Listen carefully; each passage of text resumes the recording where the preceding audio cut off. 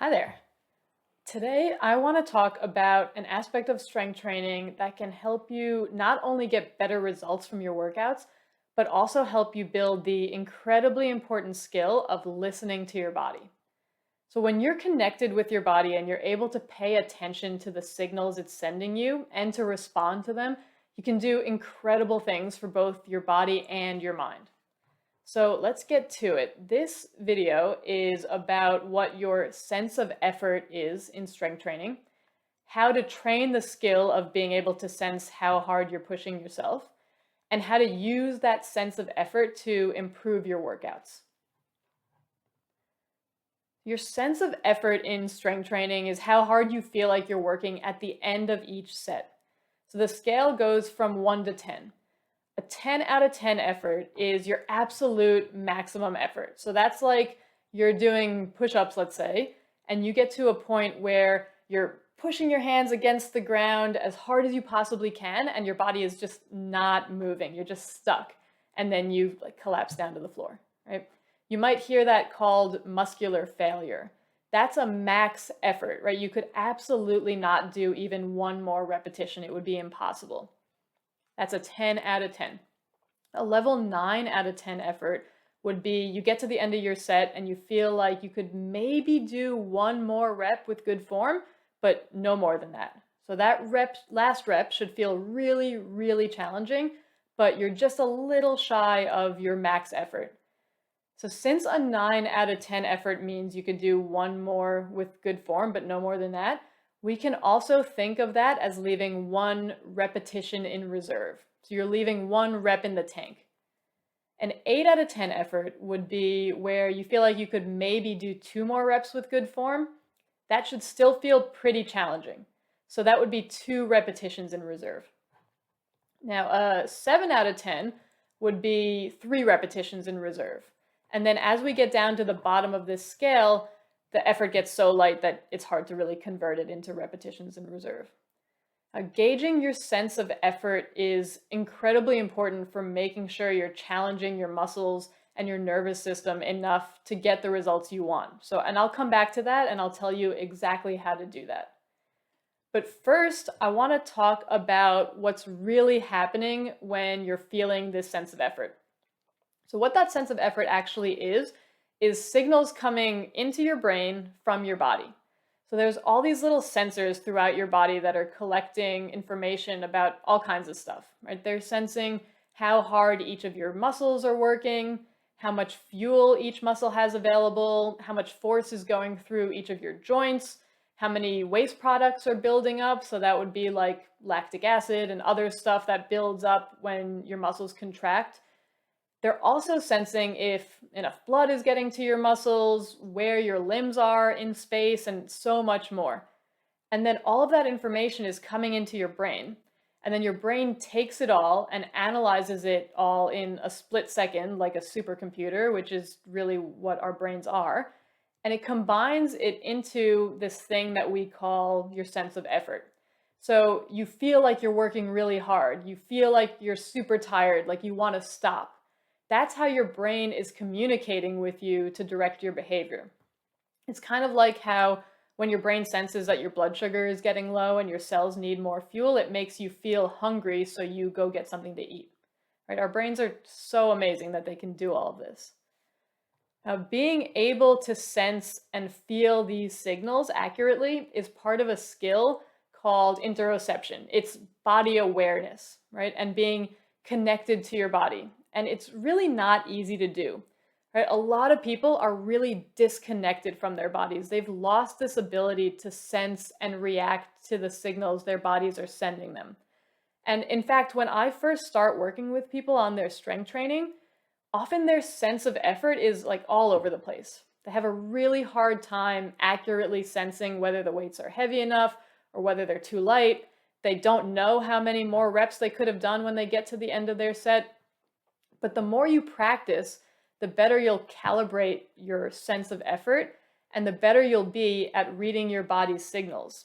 And when you get better at reading your body's signals in this specific way, it often makes you more tuned into your body just in general. So I've seen a lot of people who get better at accurately gauging their sense of effort in strength training who also get better at tuning into their true hunger and fullness signals and their anxiety signals and all kinds of signals that their bodies have been sending them all along. They just didn't know how to listen. So it really becomes like a superpower to have such a good gauge of your body's capabilities. All right, so here is how to start practicing recognizing your sense of effort. It's actually really simple. Immediately after every set, take a look at this scale and rate how you feel from 1 to 10. So just getting in the habit of doing this after every set will help you build this skill. So I recommend printing out or downloading this strength training effort scale so you can easily see it during your workout. So I can link to where you can find it on my website. I have a big poster of this scale hanging on the wall in my gym, and I ask clients to take a look and give me their rating after most of the sets we do. Now, here are some clues that you might notice to help you know when you're getting close to your maximum effort. So first, you'll probably notice that your muscles start to feel different. They might burn or shake or feel heavy. That's the sign most people think of. But there's two more that can really help. So you might also notice that your movement speed slows down as you get closer to a 10 out of 10 effort. So this is actually the main thing I look for when I'm training someone. So they might start a set, right? And they're doing, this is like a bench press exercise that I'm mining here, and the barbell's moving pretty fast, but then pretty suddenly there comes a point where they start to slow down, right? They can't move the bar that quickly anymore. And that tells me that their sense of effort is really getting up there. They're really challenging their muscles. So when you're doing your exercises, try to notice when your movement slows down. The other thing I always look for when I'm training someone is the look on their face. So people make a face when their sense of effort is really getting up there. Now, obviously, this is easier to notice on someone else, but you can often feel that you're making a face. So side note, when you see people posting themselves working out on social media and they're smiling or they look really relaxed, they're not working that hard. So let me show you an example here on myself. This is me doing a deadlift. Now, I'm sorry, I know it's dark. It's probably a little hard to see. But this weight is really heavy for me, so my sense of effort is up pretty high, like from the very beginning, from the very first rep. I think I only did 4 total reps here. But you can see that especially at the bottom of the lift, the bar is moving pretty slowly. Now, I am not going slow on purpose. In fact, I was trying with all my energy to get that bar off the ground as fast and as powerfully as I could, but it was challenging my muscles so much that I just couldn't move it fast enough despite my best effort. Now, you can also maybe see the effort on my face. Now, to be totally honest, I knew I was filming myself here, so I was trying not to look like I was trying so hard. But when your effort level is high, you really can't help it. Again, I know it's hard to see. I know it was dark when I played that video. Trust me, I'm making some pretty attractive faces there, so I won't play it again. But I would say that I got to a 9 out of 10 effort at the end of that set. So with practice, oh, there it is again. Let's go past that. With practice and time, your sense of effort will naturally get better. But until you've really pushed to that maximal limit, you don't really know what it feels like. So it can help to calibrate your sensory system by testing yourself every once in a while. So if you want to test yourself, this is how you do it. Now, a couple of caveats. Please only try this after you've been training consistently for at least a few months and you feel extremely confident with the correct form for each exercise. Be smart about the exercises you choose to do this with too. Don't try this with an exercise that can cause any kind of pain or that has the potential to aggravate an injury. Don't try it with a new exercise that you're not used to, and don't put yourself in a position where you could potentially drop a weight on yourself or anything like that. Okay, please. So step 1 is to mentally prepare yourself. If I can get the slide up here. To mentally prepare yourself that you're about to push as hard as you possibly can, right? You're going to go to a 10 out of 10 effort here. I recommend having a spotter with you for safety and also to help you keep track of the number of reps you're doing. Then you're going to warm up. So you're going to start with a weight that is like a light warm-up weight that you can comfortably lift about 15 times, but only do 10 reps. And then rest for about 2 minutes. Then do another warm-up set with a weight that you can comfortably lift about 10 times, but only do about 6 reps, let's say, and rest for another 2 minutes. And then you're ready to do the actual test. So you're going to pick the heaviest weight that you think you could lift for 10 reps. And do as many as reps as you can with that weight while keeping good form, of course. And then here's the first really important part. Once the weight starts to get challenging, let's say around rep number 8, call out, preferably out loud, how many more reps you think you'll be able to do. And then keep doing reps until you absolutely can't do any more. So aim for a 10 out of 10 effort. Now here's the other important part. When you're done, compare the number of reps that you thought you could do with the number you actually did. So most of the time, people underestimate how many reps they can do. So you might get to rep number 8 and you say, I think I can get 2 more. But it turns out you actually did 3 or 4 or 5 more, right? So that helps you calibrate that scale. And you can do this test with several different exercises because you'll find that your effort level and your maximal strength varies between exercises.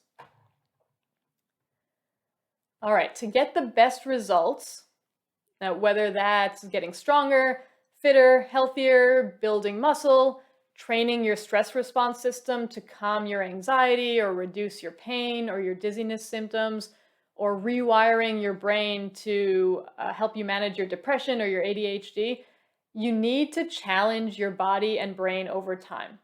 And it's when you challenge yourself to a certain threshold and keep doing that consistently that you'll get those results. If you don't challenge yourself enough, you won't get the full benefits. But on the other hand, if you push too hard for too long, you won't be able to recover and you risk overworking your stress system or getting burned out or injured. So you need to be in that sweet spot of pushing yourself hard enough, but not too much. So a 10 out of 10 effort is too much.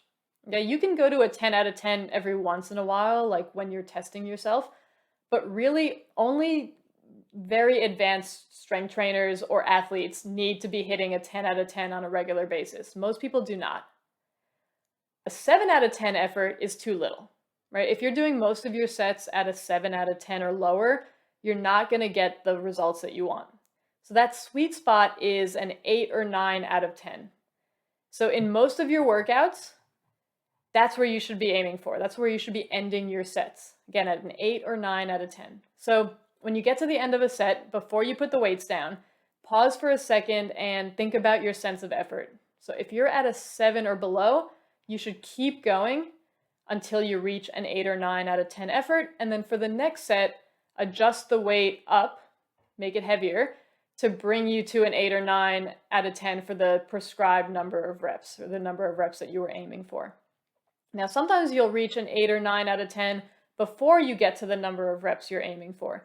And in that case, you should end your set and then adjust the weight down for the next set.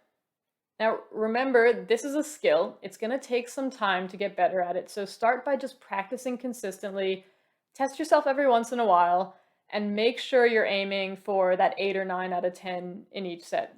And please let me know in the comments how this works for you.